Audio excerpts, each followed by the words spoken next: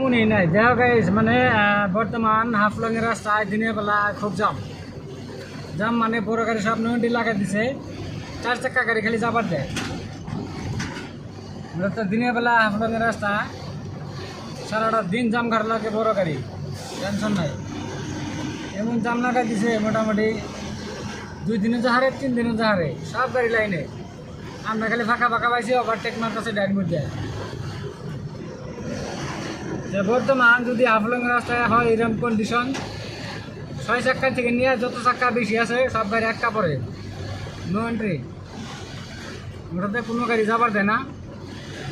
এই জন্য যত ট্রাক দেখতেছেন সব খাড়া করে দিছে যাবার দিব না গাড়ি গাড়ি গাড়ি কারে প্রচুর গাড়ি শোরুমের ভিতরে দিয়ে জাম লাগা হয়ে গেছে রে উপর রেল লাইন আর তল গাড়ির রাস্তা শোরুমের ভিতরে বাইরে